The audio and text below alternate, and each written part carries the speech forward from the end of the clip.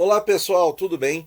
Então hoje vamos fazer aí um Tesouro Talks falando dos comentários de vocês no último vídeo da inflação IPCA 15 e comentários muito elogiosos. Já deixo meu agradecimento a vocês e vamos falar de vários assuntos, porque a gente quer tentar chegar aí a um entendimento da situação, certo? O Virgílio comenta aqui com a gente: eu tinha Tesouro IPCA 35, eu espero que você não tenha resgatado antes, tá? Quando eu comprava frações. Ok. As minhas taxas mudavam, agora eu invisto no Tesouro IPCA 45 quando eu compro frações.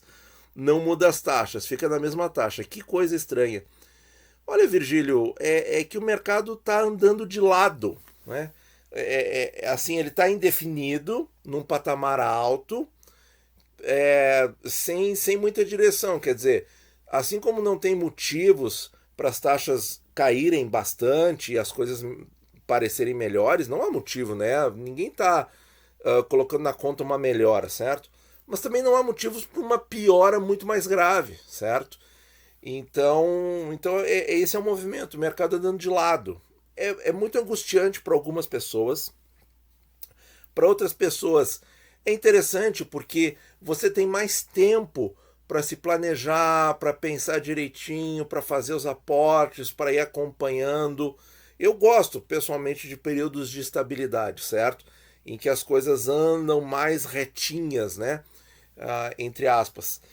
E, bom, é um pouco estranho porque a gente está num momento, sim, de muitas incertezas, de um vendaval atrás do outro, mas é aquela coisa, não apareceu um motivo para uma piora brusca, e a gente vai comentar aqui alguns que vocês comentaram, e também não tem motivo para uma melhora sensível. Então, fica assim, fica andando de lado, né? Um dia tá 5,10, outro dia tá 5,15, depois tá 5,17, aí baixa para 5,5 e assim vai, né? E que é um momento bom, certo?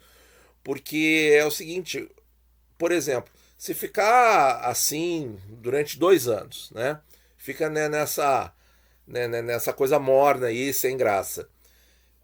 O que acontece? E aí o movimento seguinte é queda, né? Acontece a queda, como algumas pessoas já estão falando assim, em provável queda dos juros em 2 anos, tá? Acho bem interessante essa ideia, tá? Para guardar aí no bolso, tá, pessoal? Para guardar aí no bolso essa ideia. E aí cai, você tem um ganho de marcação em mercado de todo o período, o que é simplesmente espetacular. Por outro lado, vamos dizer que em 2 anos estressa mais e as taxas vão, ao invés do patamar 5 e pouco, vão para o patamar 6 e pouco, certo? Aí o que acontece?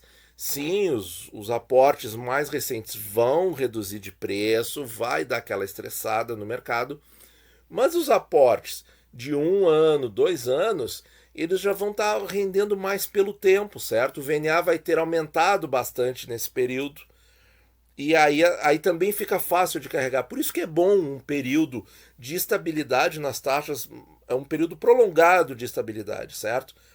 Então, assim, que essa estabilidade está num patamar alto, é bom, certo? É bom ficar estável no 5, porque a gente vai fazendo mais aportes no 5 do que, por exemplo, ficar estável no 3,5, que a gente paga caro os títulos, né? Então a gente tem uma lembrança bem recente disso, em 2020, por exemplo, em que as taxas pularam bastante, mas elas ficaram a maior parte do tempo ali entre 3,5 e 4. Quer dizer, era ruim de montar a posição porque a taxa estava muito baixa. A gente tem uma noção mais clara agora, certo?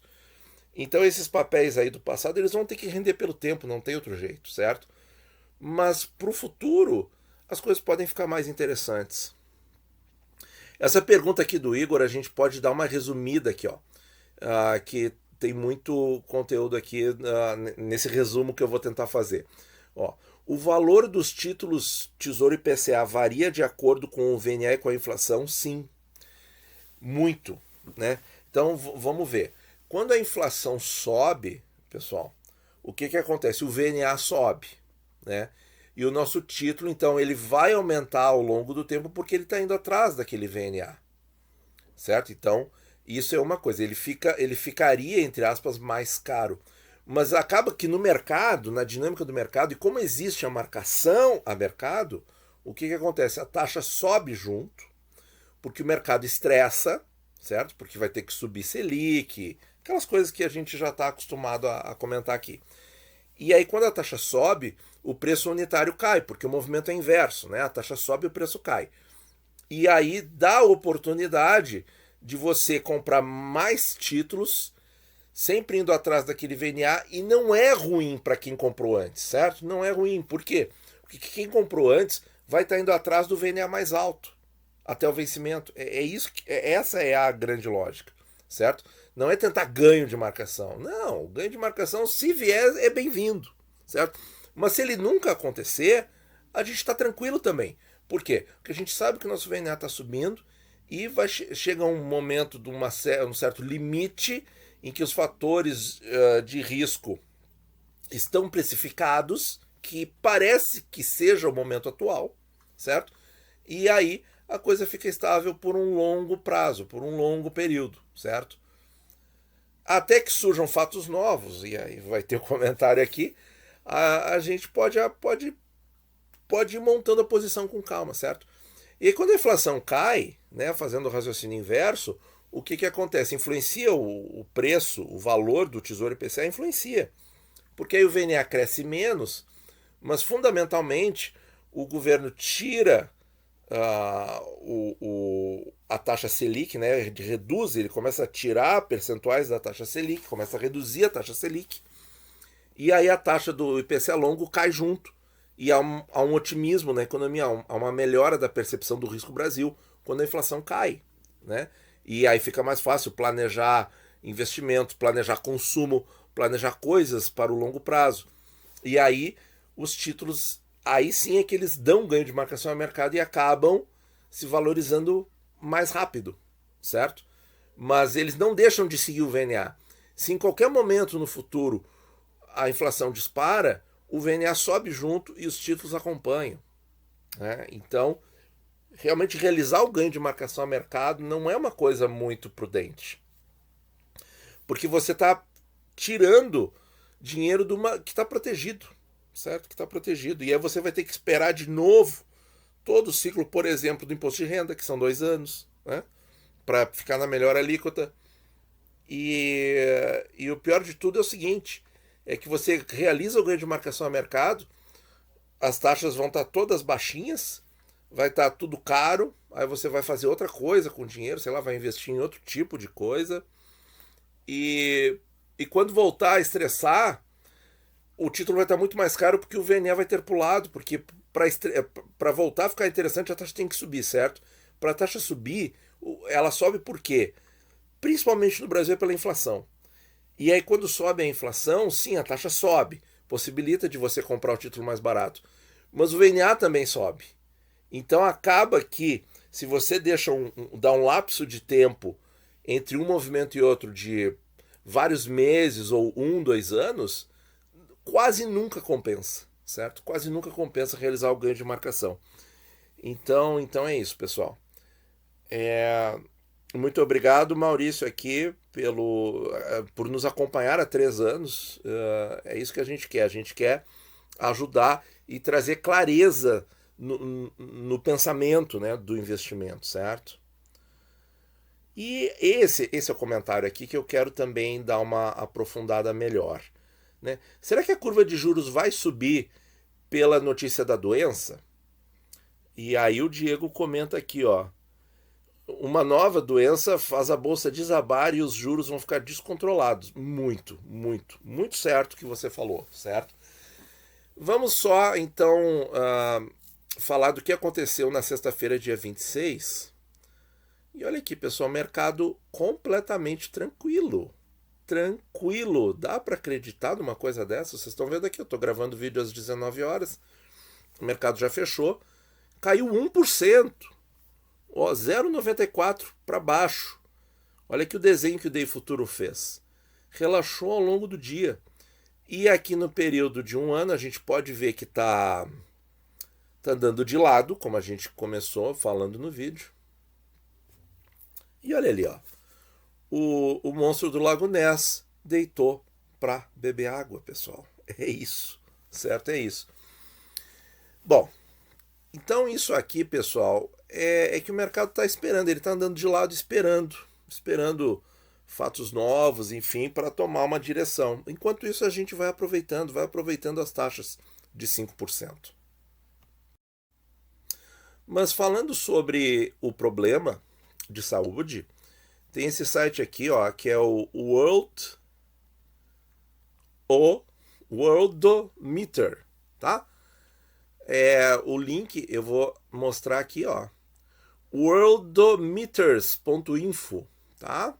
E aí você pode clicar ali no nome, né, do problema que você vem para essa página aqui, certo? E é um levantamento mundial.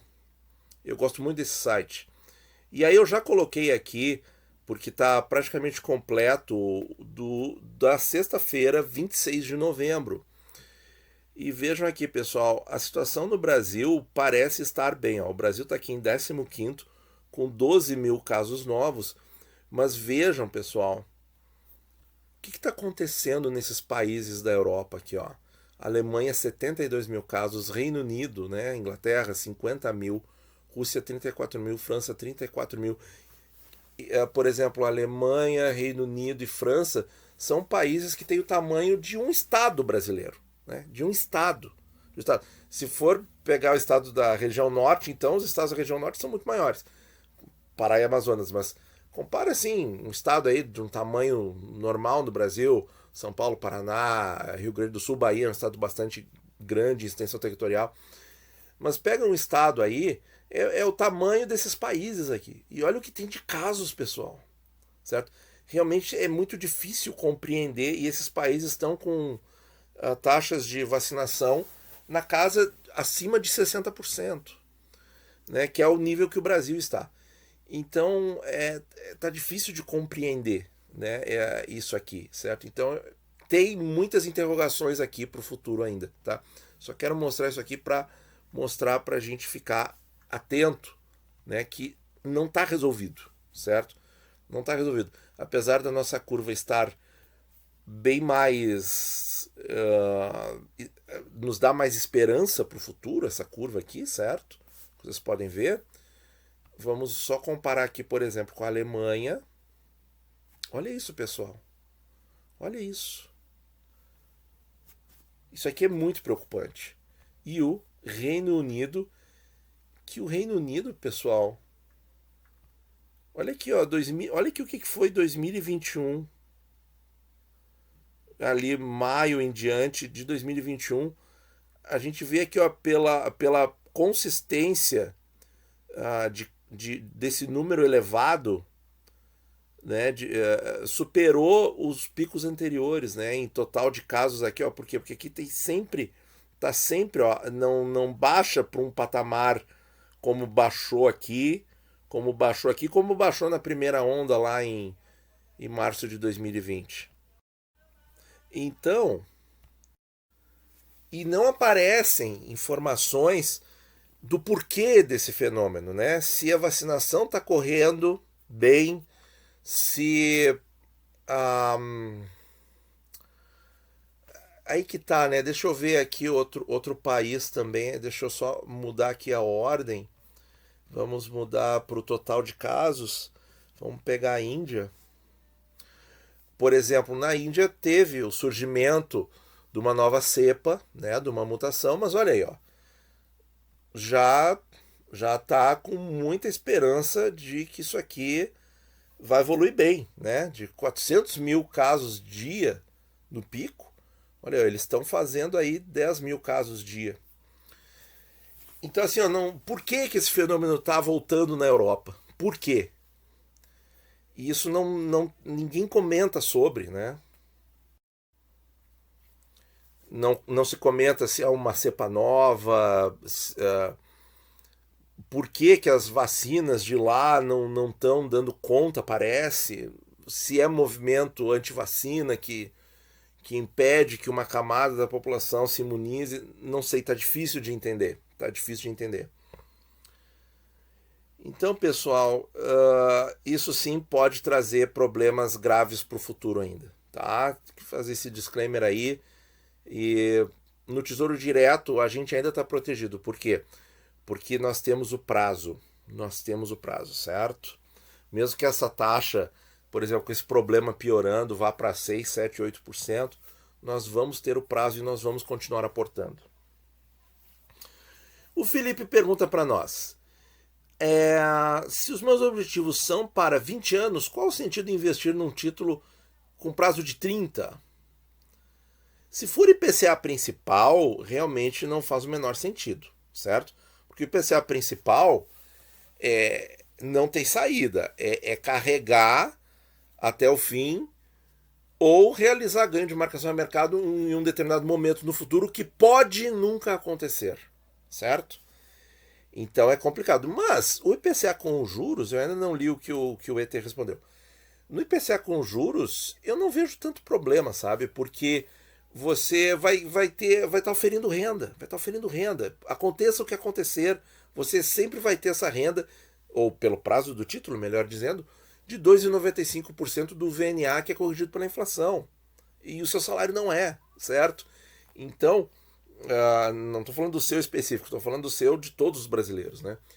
Então, pessoal, o Tesouro IPCA, essa renda aí, certo? Ela é a coisa mais maravilhosa do mundo, especialmente no longo prazo, porque a gente não sabe como as coisas vão ficar, vão evoluir, certo? A gente não sabe como vai ser a previdência daqui a 15, 20, 30 anos. E aí você ter um título público que repõe a inflação no seu rendimento é uma coisa maravilhosa. Vamos ver aqui. Ó. O objetivo neste caso seria continuar usufruindo de renda complementar, pagamentos com semestrais, exatamente, após esses 20 anos. E aí a gente tem uma grande dúvida, né? Por exemplo, assim, eu posso me planejar para fazer todos os meus investimentos, que tudo vença quando eu completasse, vamos supor, 74 anos, tá? Que é a estimativa de vida aí, a expectativa, tá? Só que o que acontece na realidade? As pessoas vivem mais do que a expectativa, né? Então por isso que eu não vejo tanto problema em ter prazos mais longos, especialmente nos títulos que pagam juros, tá? E aí tem aqui o pessoal comentando positivamente nos nossos vídeos. Eu quero agradecer de público aqui todos os comentários positivos e os negativos também, certo? O pessoal que não gosta do Tesouro, então pode botar um dislike lá, que a gente agradece também, certo? E é isso, pessoal. O mercado tá bem tranquilo, estávelzinho ali, andando de lado, mas nós temos muitas incertezas para o futuro, né? Especialmente nessa pergunta aqui. Tá, pessoal? Muito obrigado por ouvir e bons investimentos a todos.